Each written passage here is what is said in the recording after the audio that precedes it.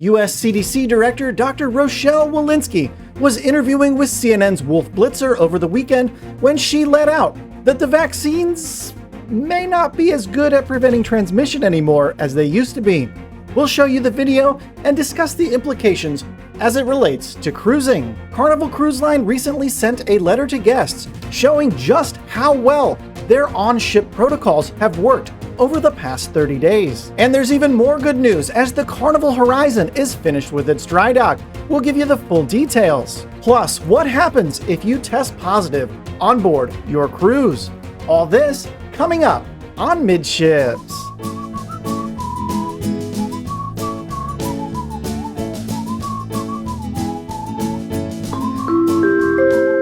Hey, welcome to the Midships YouTube channel. I'm your Captain Corey, and thank you so much for stopping by the channel again today.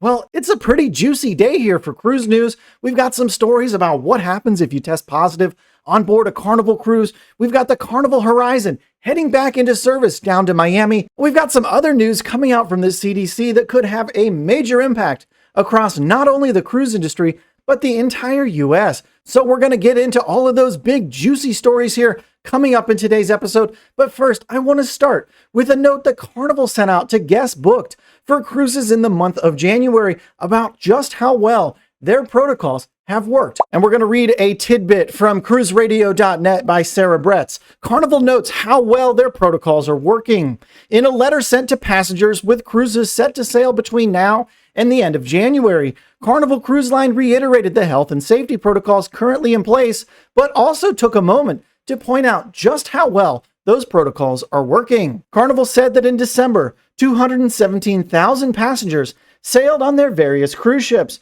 and that the company did not encounter any serious guest cases on board that required medical attention, end quote. So just think of how good that news is for you if you have a cruise coming up in the next month or two or even 3, because during the height of one of the largest surges of the virus that we've seen thus far, Carnival Cruise Line, one of the largest operators in the US and around the world, says we did not have to send any passengers for major medical attention at the height of this surge. So go ahead and let that sink in for a few seconds. And while you're mulling that over, I want you to take a look at this short video clip that aired on CNN's Wolf Blitzer over the past weekend, showing CDC Director Dr. Rochelle Walensky giving an update on the vaccines as they currently stand. Our vaccines are working exceptionally well. They continue to work well for Delta with regard to severe illness and death. They prevent it. But what they can't do anymore is prevent transmission. So if you're going home to somebody who has not been vaccinated, to somebody who can't get vaccinated, somebody who might be immunosuppressed or a little bit frail, somebody who has comorbidities that put them at high risk, I would suggest you wear a mask in public indoor settings. So in summary, the vaccines are working extremely well, especially against Delta, especially against severe cases and death.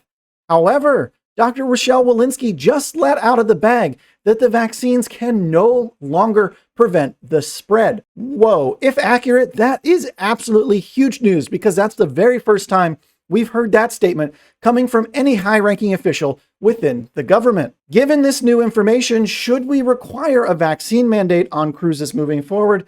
I'd like to hear your opinion on this. Go ahead and leave it down in the comments below. Did the CDC director maybe not get her point across the way she wanted to? Or is this actually the case moving forward? Love to hear your opinion on this one. Now, really quickly, I want to remind you all the articles referenced in today's Midships episode are linked in the description below this video. Also in that description box, there's a link to the Midships Instagram page. We do a daily post on there, a nice behind the scenes look at what's going on in the Midships family. Also, it's a great place for you to check out some of the footage that you haven't seen from the cruises that I've taken. And last, there's a link to my Amazon influencers page. There you can find tons of cruise swag that I take with me on every single cruise. Most of it costs 10, 12 bucks or less, and just clicking on the links does help support this channel and my work just a little bit. Thanks so much for throwing your support my way. Now back to the cruise news. So next up, we have a really exciting story about the Carnival Horizon. Now, longtime Midships viewers will know the Carnival Horizon recently suffered major propulsion issues about a month and a half ago that caused her to have to go into an unscheduled dry docks. Well, the dry docks are complete, and now we'll give you an update on the Carnival Horizon. From cruiseradio.net by Sarah Bretz. Horizon returning to Florida after major dry dock. After an unexpected dry dock, Carnival Cruise Line ship the Horizon is now on her way back to Florida. Carnival's brand ambassador John Heald shared a number of photos on his Facebook and Instagram pages of the ship at the shipyard. And if you'd like to see these photos, I would recommend you using the links down in the description below and checking them out yourself, but we'll scroll through them. There's one of the azipods underneath the vessel. Okay, the ship was temporarily pulled from service after encountering propulsion issues in late November. She headed across the Atlantic and entered dry dock at the shipyard in Palermo, Italy. To accommodate for canceled cruises for the Horizon, Carnival brought the Sunshine and the Liberty back into service earlier than originally planned, and the ships picked up the itineraries originally scheduled for the Horizon. While in dry dock fixing mechanical issues, Horizon was also given Carnival's new livery, the red, white, and blue paint job. The ship's first post-dry dock cruise is scheduled to be an 8-night Southern Caribbean voyage from Miami on January 22nd.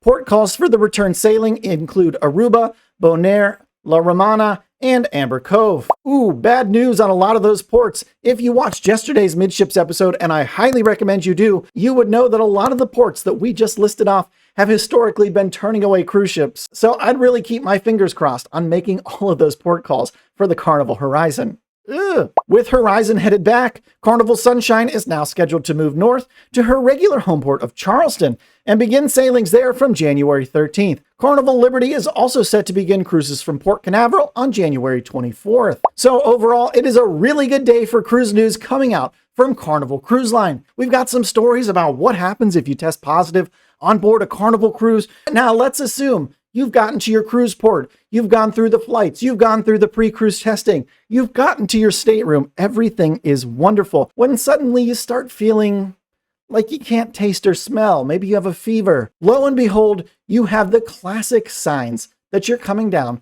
with COVID. So you being the responsible cruiser, you head back to your stateroom, you pick up the phone, you call, and you get a test. Well, what happens if that test comes back as a positive? Let's learn a little bit more. From cruisehive.com by Robert McGillivray. What happens if you test positive on Carnival Cruise Lines? Despite all the preventative measures the cruise industry's implemented onboard cruise ships, including testing and vaccine mandates, the possibility still exists you could get infected with COVID. So what happens when you wake up one morning not feeling 100%? From testing procedures to quarantine and eating and drinking, plus all the money you paid for your cruise, let's look at what Carnival Cruise Line's procedures are on their ships. So you should first know that getting tested on board is free of charge, and the results come back to you quite quickly. There's no need to worry about the level of care on board either. All cruise ships are equipped with state-of-the-art medical facilities and have fully qualified doctors and nursing staff available to help. If your test does come back positive, expect to be brought to a separate area within the ship, designated specifically for those guests who have tested positive for COVID-19. 2 security team members will be present to help clear the halls while you make your way there. Ship staff will likely pack your bags and bring them to you, or in some circumstances, you might be allowed to pack them yourself. You will need to remain in isolation from others until you are no longer a risk of spreading the illness around the ship.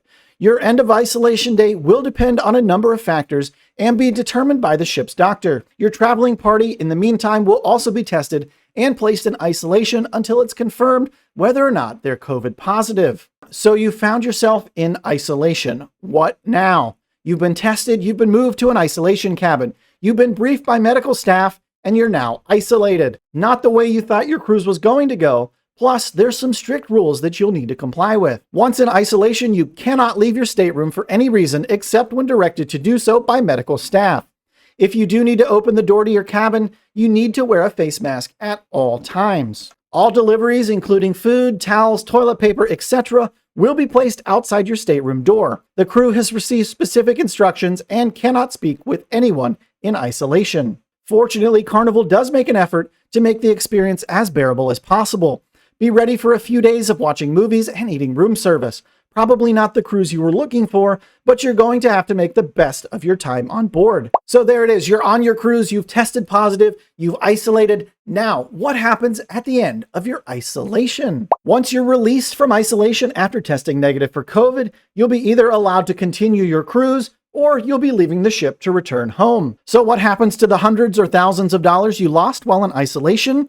Luckily, Carnival will offer a prorated future cruise credit towards your next cruise. Although being in isolation on board a cruise ship is no fun, keep in mind that sailing on board is still significantly safer than going to the mall, post office, or any other vacation options out there. So there you are. Now you know what you could expect if you come down with the Rona on your next cruise. If you made it this far into today's episode, why haven't you subscribed to the channel yet? We have a stretch goal of 10,000 subscribers to the channel by my birthday in the middle of March. So do us a favor and help us reach the goal by subscribing with the thumbs up button and the bell notification turned on.